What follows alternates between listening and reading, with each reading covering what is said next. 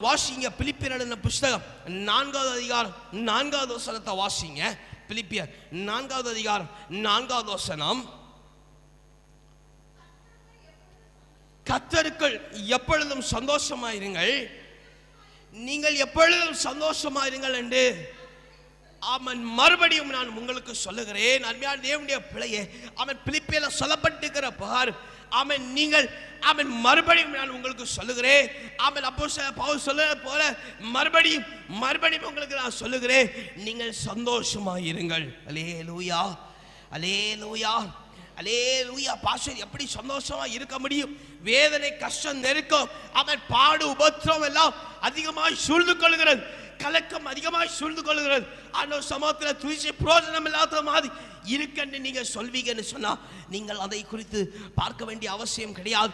கர்த்தர் உங்களை செவ்வையாய் வணைந்து கொண்டு ஆமென் உங்களுக்கு புதிய காரியத்தை செய்ய வல்லவராய் இருக்கிற கர்த்தருடைய சமூகத்தில் நீங்கள் எப்பொழுதும் மகிழ்ந்து களி கூற வேண்டும். அல்லேலூயா, அல்லேலூயா, அல்லேலூயா, அல்லேலூயா. கிருபை உங்களை சூழ்ந்து கொள்ளுமாயாக. ஆமென். கர்த்தருடைய பலன் உங்களை சூழ்ந்து கொள்ளுமாயாக.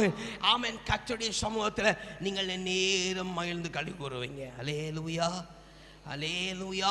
இங்கீதம் 5வது அதிகாரம் ஆமென் 12வது வசனத்தை வாசிங்க வேகமாய். சங்கீதம் ஆமென் 5வது அதிகாரம் ஆமென் 12வது வசனம்.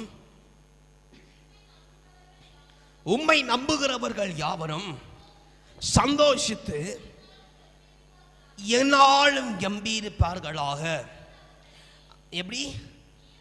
நீர் அவர்களை காப்பாற்றுவீர், உம்முடைய நாமத்தை நேசிக்கிறவர்கள் உம்மில் களி கூறுவார்களாக. அல்லேலூயா, அல்லேலூயா, அல்லேலூயா. ஏன் கர்த்தருடைய நாள் என்று சொல்லி ஆண்டவன் நமக்கு தருகிறார் என்பதை, ஏன் கர்த்தர் இந்த நாளில் நீங்கள் மகிழ்ந்து களி கூறும்படிக்கு ஏன் தருகிறார் என்பதையும் குறித்து நம்ம திட்டமாய் பார்ப்போம். நீங்கள் கர்த்தரை நேசிக்கிற பிள்ளைகளுக்கு கர்த்தர் செவ்வையான காரியத்தை உண்டு பண்ணுகிறார் என்று பார்க்கிறோம். அவர் சந்தோஷத்தையும் சமாதானத்தையும் கட்டளையிடுகிறார் என்று பார்க்கிறோம். ஆமை உலகத்தில் நீங்க போனா கர்த்தருடைய நாளுடைய மேன்மையை நீங்கள் சுதந்திரமாய் பெற்றுக்கொள்ள முடியாது. கர்த்தருடைய ஆலயத்துக்கு நீங்க வரும்போது அவன் கர்த்தர் உண்டு பண்ணிய நாளுடைய மகிமையை நீங்கள் பூரணமாய் பெற்றுக்கொள்ளலாம்.